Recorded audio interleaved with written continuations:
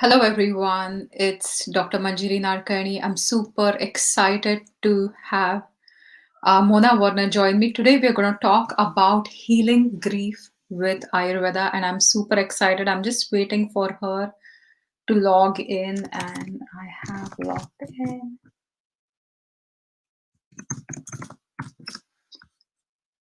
Okay, so invite. I'm just going to share the link once again and make sure everything's perfect. Okay, so I'm just going to add her to the stream. Perfect. So we are here.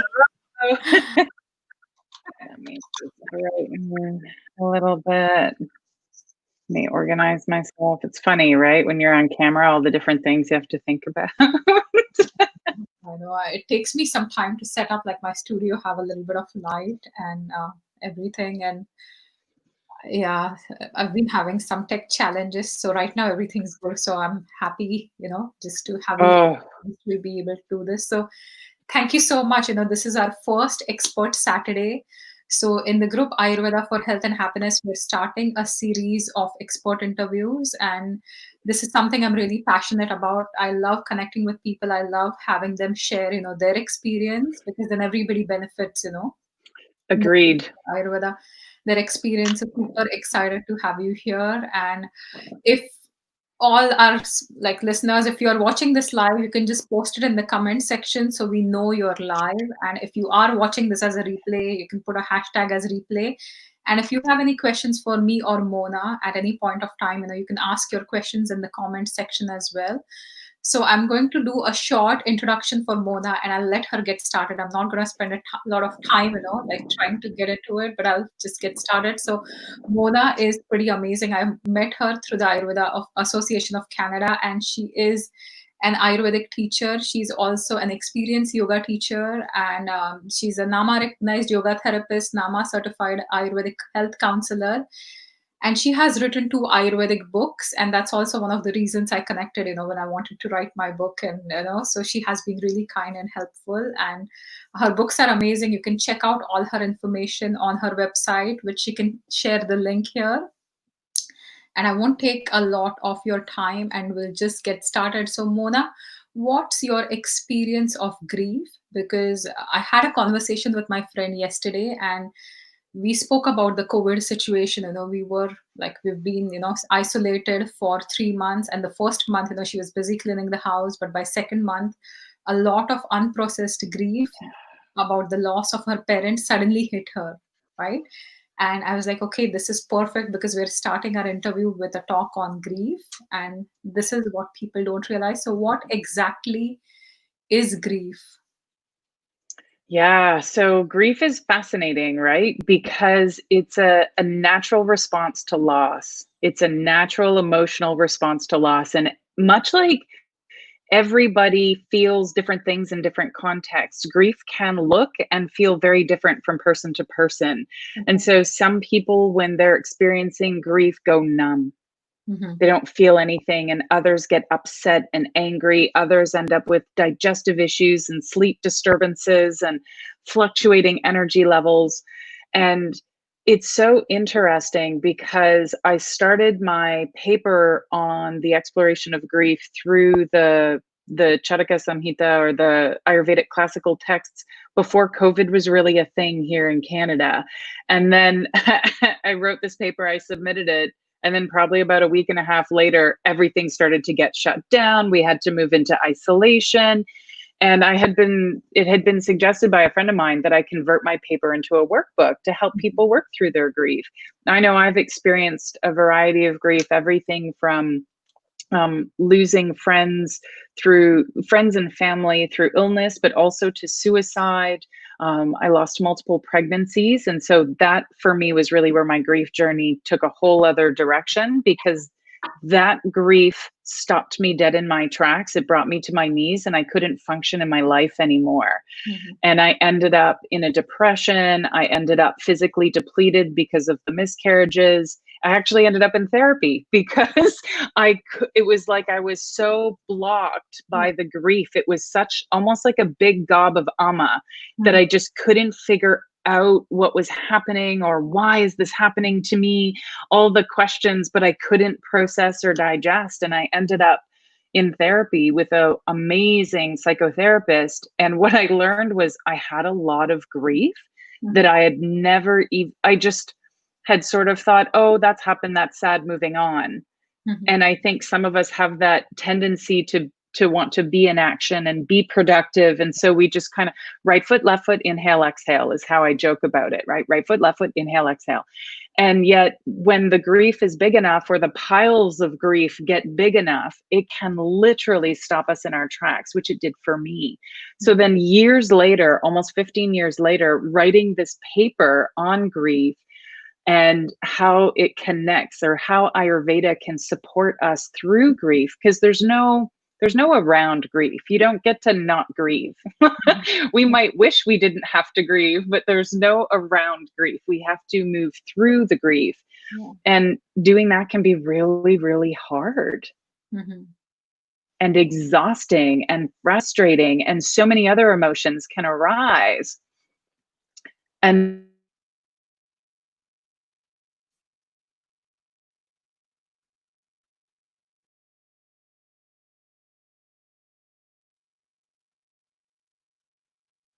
Are you still here?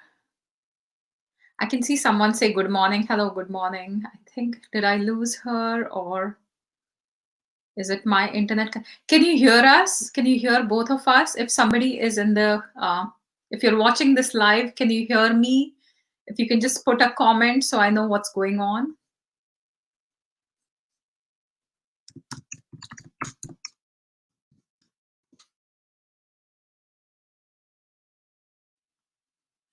Okay. Okay, so just bear with us. There are some tech challenges here. Okay.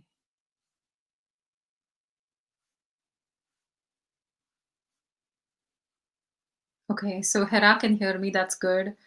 Helen Shipman can hear me, but not Mona. Yeah, I think she'll log back in.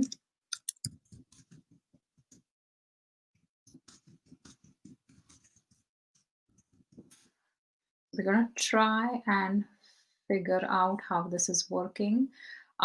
Okay, I can see her. I'm gonna add her to the stream, and okay, I'm gonna add her to the stream again. Okay, I can hear you. You're back. hi, sorry. No It problem. everything just kind of froze and went blank, and Yeah. I was like, Yeah, oh no.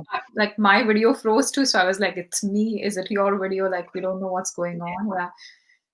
The joys of technology. We love it when it works, and we get panicked when it doesn't. Yeah. Yeah.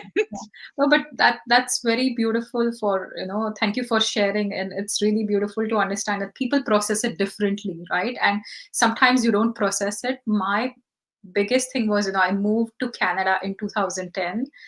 I lost in Jan 2010, I lost my dad in October. And moving here, the loss of my friendships, I had close friends. I would be with my friends all the time, really connected. And then you move to a country, you lose your culture, like you lose everything, right? And till the time, I always expected grief to be a form of like significant loss of a person, like I could understand grieving my dad. I didn't really understand grieving my dad then. But after a few years, as I went on to my own Ayurvedic journey, I started figuring out that lots of things started showing up as a result of the unprocessed grief. Your reactions sometimes are out of norm. They're not normal for you. They're not aligned with your prakriti. So you're like, okay, what am I doing? Why did I say that? Why am I being hurtful, or why am I being angry? And there are all these different dimensions. So how different is grief than just the loss of and not just, but we always equate it to the loss of a person, but what are certain different ways in which grief can show up in a person's life? So grief, it's so fascinating. There's a whole bunch of different definitions of grief, because I think grief is so broad. And grief could be the loss of a job, which we're seeing a lot of in COVID. It can be the loss of an identity. Mhm. So it could be due to the loss of a person. So as a daughter, if you lose your parents, now you're an orphan. You Yeah. know, it could be also, though, the loss of a job. So I was the CEO of this company and now I'm unemployed. Yeah. It could be the loss of a relationship. So it could be I went from being so and so's partner, now I'm divorced, or now we're separated. Mhm. People experience grief. So parents who have kids that live at home for 20, 25 years, and then the kids move out, now they are without kids. There's a grief process that happens. Yeah. I think a lot of people during the pandemic grieved a lot of that. We're all grieving what was. So Yeah. we there I've noticed that even many months in, people keep looking back and being like, but we used to do it this way. And it's like, oh, but it's pandemic mode. Everything's different now. And we know pandemics are a 2 to 3 year event. Yeah. And so we might not actually go back to then. We need to move into now. But before we can move into now, we have to grieve the Yeah. loss of whatever it was, whether it was job or connection or community. I know I own a yoga studio, Mhm. and we don't know what group practice indoors is Okay. going to look like, and or if it's going to happen anytime soon. So my whole team, we had a call on Thursday. We're all grieving Mhm. what we knew to be our work and how we connected to each other, because that's all changing.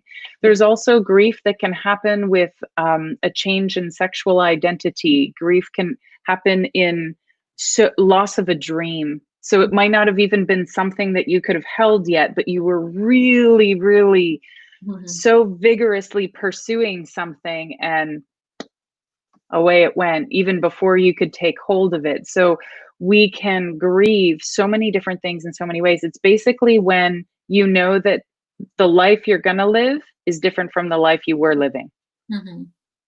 regardless of what the change or the context of the change is.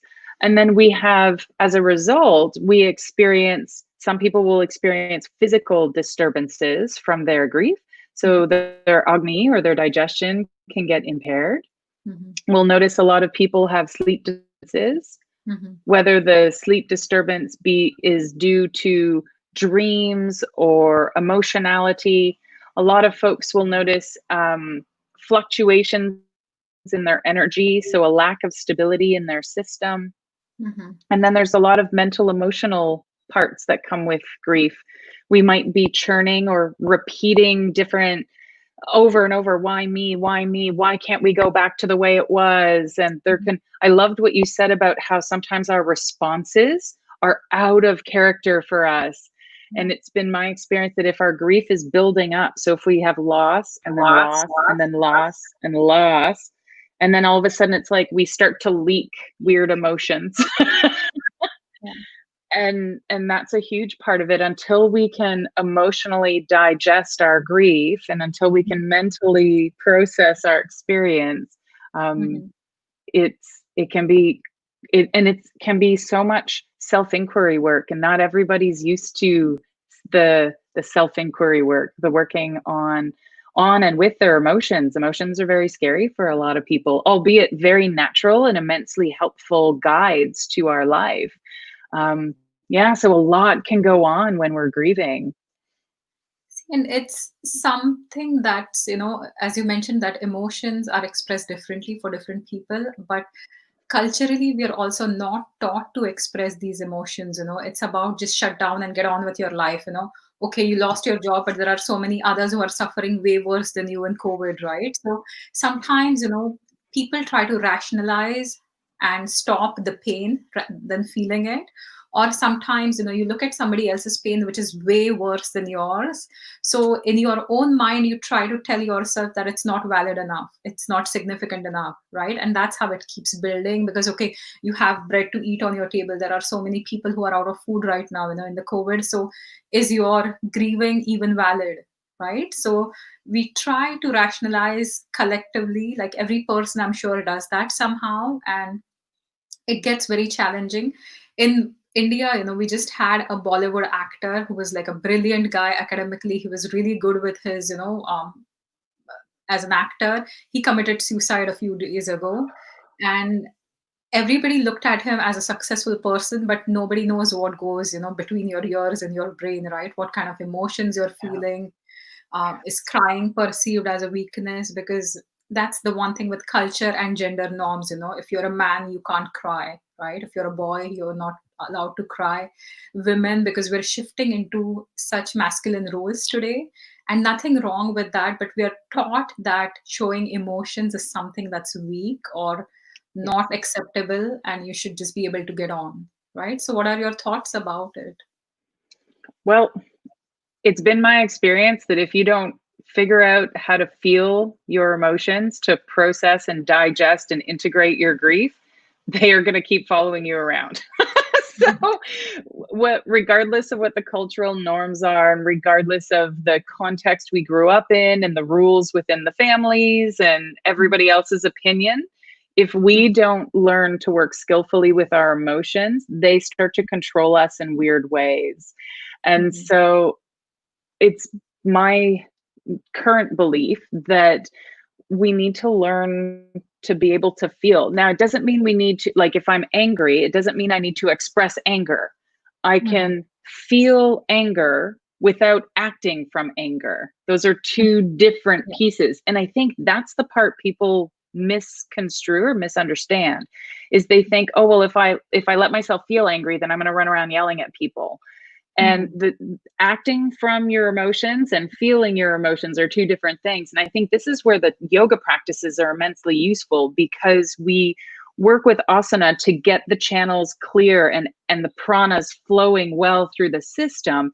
And we work with things like meditation so that we can learn to sit with whatever arises.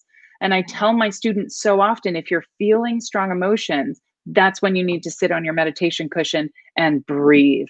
Breathe. And if you need to cry, cry. And if you need to yell, yell. But when you're in the container of your meditation practice and it's you and your cushion, you're not yelling at anybody. You're not Yeah. crying at anybody. You're not dumping on anybody. And I think there's this unfortunate misperception that if we feel together, so if I express emotions or my emotional state to you, all of a sudden you have to do something about that.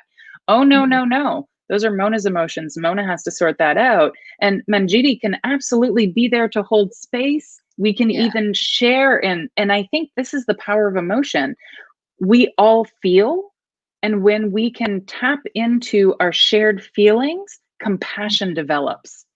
Yeah. Compassion develops. So when someone tells me, and I get this a lot, I've lost such and such a person, I also have lost pregnancies, I've lost my children, I've Mhm. lost this, right away the tears well up in my Mhm. eyes.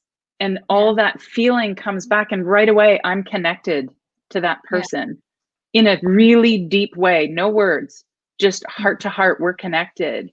And if Mhm. we were able to allow ourselves, if we trusted ourselves enough to allow ourselves to feel, this is the compassionate connection bridge that does what yoga is meant to do, which is remove all separation, right? Yeah.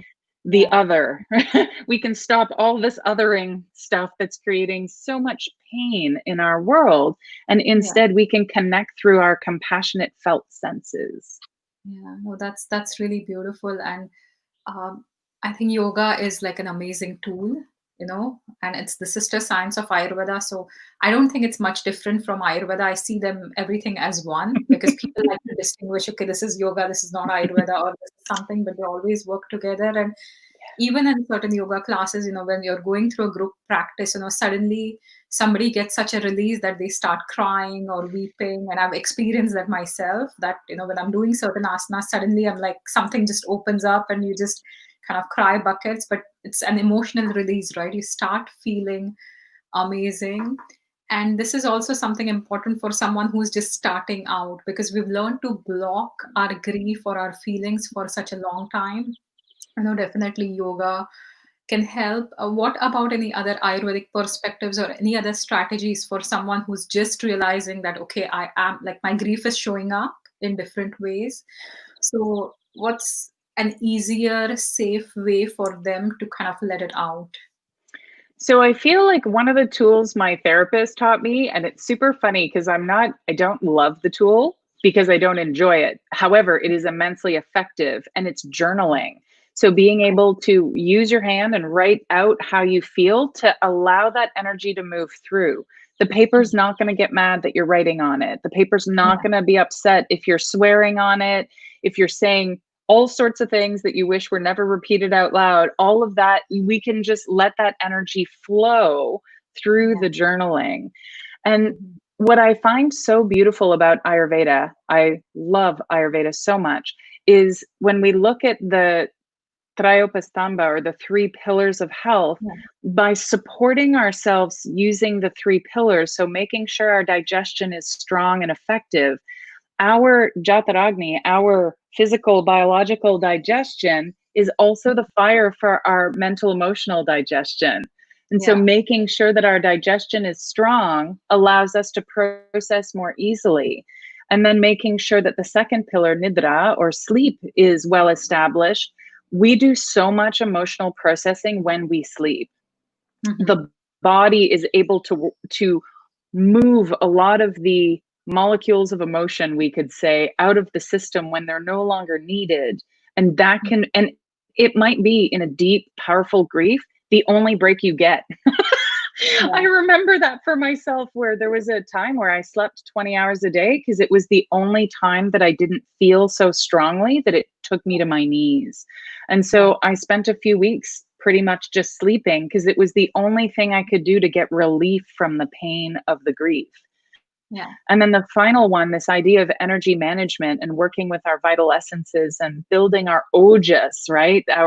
Our container, our hardiness, our resilience, our strength, and our endurance, which is a product of digestion. So we see how the pillars lean on each other like a three-legged stool.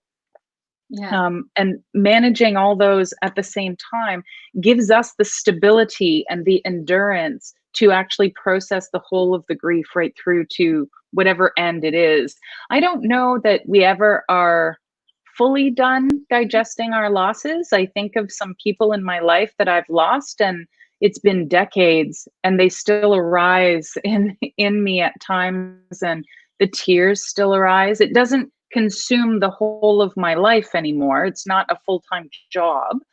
However, I don't know that we ever, maybe other people do. I've not been able to not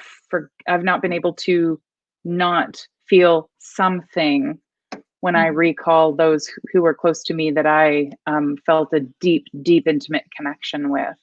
So Ayurveda provides all the tools to keep us steady enough to do the grieving work.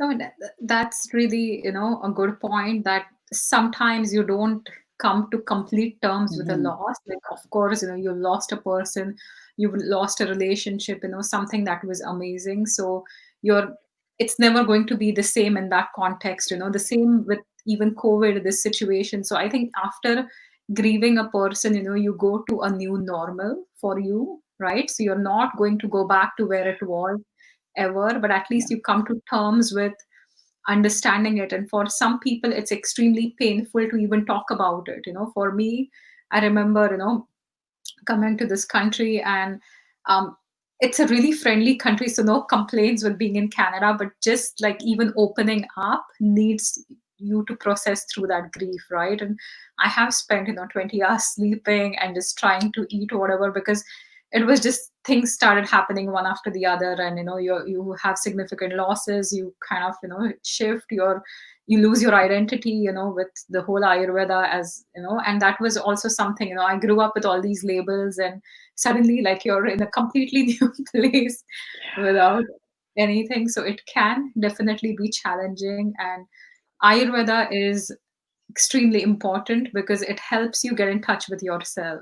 It really teaches you about connecting with yourself.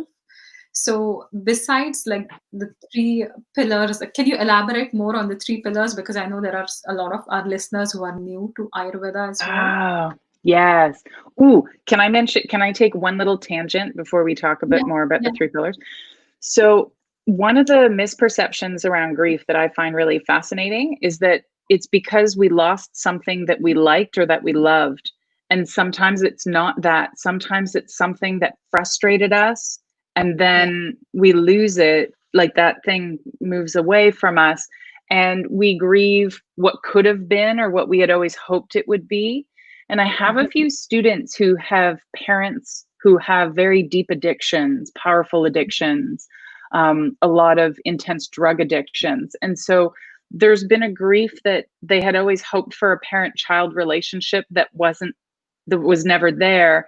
And then when that parent dies, the hope that they could have had a thing, even though it was all suffering the whole time, there's still like, and then there's guilt about feeling relief, like, oh, okay, I don't have to get these calls in the middle of the night to go to the police station to bail her out of jail or whatever. All that's going to stop. And then you have this relief, and then you feel guilty that you feel relieved. And so it just shows, I feel like grief is one of the churning emotions, but it also helps to, like, it pops up other emotions. So it makes the emotional experience very multidimensional and sometimes very complex. So sometimes we grieve the loss of something we never wanted to have in the first place. Wow, that's a new one for me. Like, even Yeah. to understand that concept, but now that you say, I can relate it to the past few years of, trying to handle an organization where things weren't going well, and then you're frustrated, but you're like, I see this vision, why doesn't somebody else see? And then you're out of it, you're less stressed, but you grieve what could have been, right? Yes. Yeah. Yes.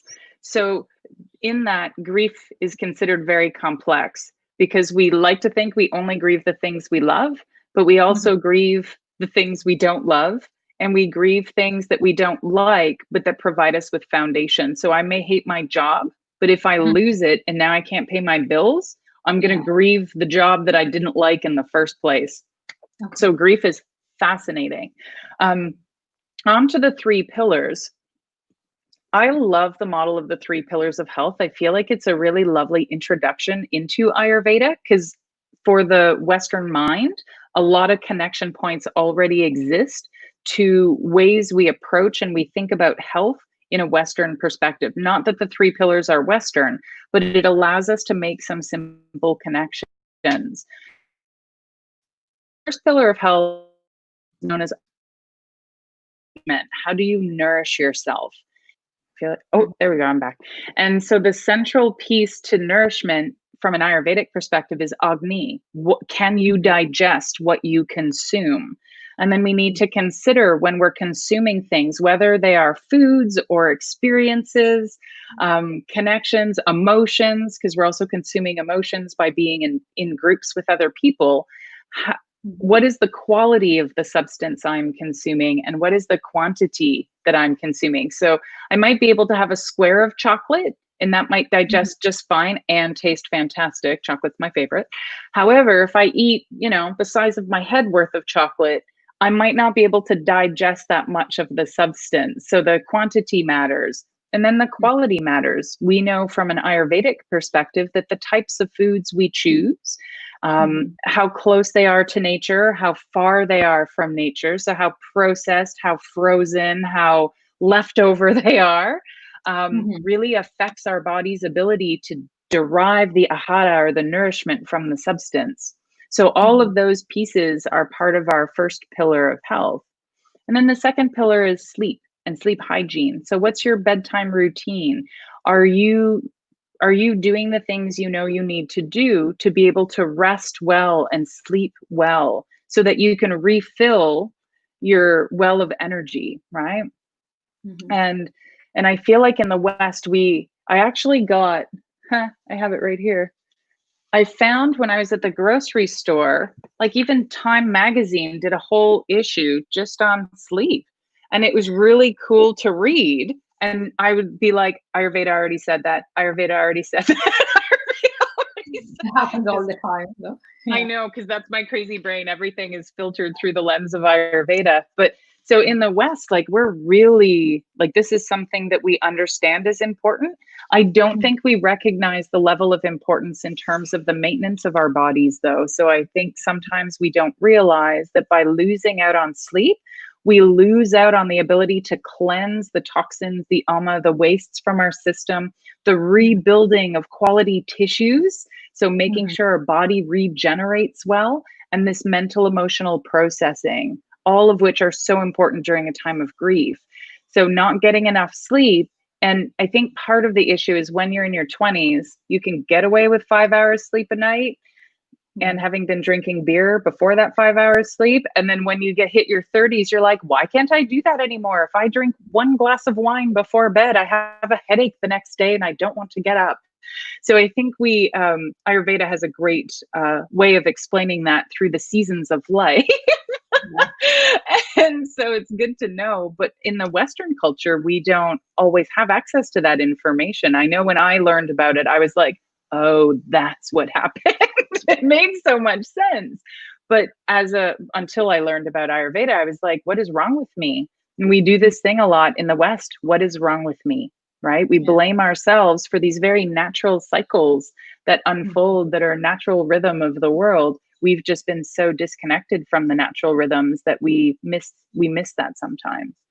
And then the third one, brahmacharya, which has so Mhm. many different definitions and ways of describing it, but the idea is to maintain our vital essences, to make sure we have ample ojas, resilience, immunity, containership, to stabilize our prana, our aliveness, and to feed and fuel our tejas, our brilliance and illumination.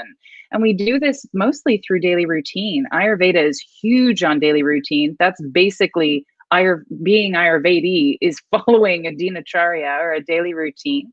And so starting to learn what are the things that need to be put in place a little bit every day so that over a week, a lot happens. And over a month, oh my gosh, you've done this thing 30 separate times. And over a year, you've repeated this habit, this behavior 365 and a quarter times. And this changes your life. This changes your biology. This changes your psychology, your emotionality. And so the dinacharya, or the daily routine, is really the structure that allows all the other pillars to come together really, really well. Mhm. Oh, that's really beautiful. So, for our listeners, I have shared the link to Mona's book, both in the Facebook group as well as on YouTube. So, she has written an amazing book called Ayurveda's Three Pillars of Health. So, you can click on the link if you want to read more. Or if you're someone getting Thank you. introduced to Ayurveda, you learn a lot about Ayurvedic concepts and how to start applying Ayurveda to your life just by like reading the book. You'll get lots of information. So we've discussed how Ayurveda can support grief work, and I know you've also written a workbook on that. So if you can also mention that, what's in the workbook and how it can support people if they want to be able to process their own emotions, in the sanctity of their own space. Like, can you give us some more Yeah. information about it? Absolutely. So the workbook is about 40 pages long, and it starts with a bit of an introduction on what is grief. And I've sourced many different definitions from different places because grief can look many different ways, which is the next part. We talk about the different things that we could be grieving. I Mm-hmm. remember, it's interesting. One of the griefs I'm aware of right now, somebody very close to me is going through it, is a retirement grief. And so retiring from working and then having to work through not feeling as productive and as valued and as valuable. So there's a section where you get to work through what does your grief look like and which Yeah. things might you be grieving right now? Because Yeah. awareness is key, right? The sattva, the awareness is key. And the more aware we are about what our starting point is, the more easily we can move. We can say, actually, I want to go over here now. And you have to know where you're starting if you want to get to a destination. So Mhm. knowing where we are in our grief. And then the workbook switches into Ayurveda's three pillars of health and gives some information on each one. And then different exercises where you get to journal about your own experiences. You get to pick, there's recommendations for each of the pillars of things you could be doing anytime, as long as Mhm. you have the energy and the capacity. And there's always options, because what might work for one person or resonate for one person might not work for someone else. Yeah. So there's Yeah. always options of different things you could try, and and you're invited to make a commitment or take an action step for yourself to say, hey, I want to boost my digestion. I think I'm going to try by drinking this herbal tea every day, or I think I'm going to try by going for a walk outside every day. And so it offers some different opportunities for you to self-inquire, and then for you to make take some action steps to see if it will help you to make a difference. They're all things that have made a difference for me in my life, both with grief and without grief. And that's the cool thing about Ayurveda, is Ayurveda helps us process our grief, but Ayurveda also helps us simply live a more vibrant and productive and purposeful life. It's not just about grieving. It's about you doing you the best that you can. Yeah. No, and that's really beautiful. It's about being the best version of yourself. That's what I say, rather than, trying to succumb to the pressures of being somebody, in this world, because we are often so disconnected with ourselves, right? And when it comes to grief right now, a lot of people don't even know how it's going about or what to do about it. So again, for our listeners, I've shared the link to purchase the grief workbook as well. I think it's $17, so it's not expensive at all. It's something you can definitely, get yourself and start working on it. And the other thing I want to mention is, knowledge is wisdom, right? When you apply it. Otherwise, it's just, you have just information, right? You just listen to everything, you forget about it. And I have so many, like I've done it myself a lot of the time, so I'm not blaming somebody else, but we often do this. We kind of read and keep researching without really sitting with it, or applying it.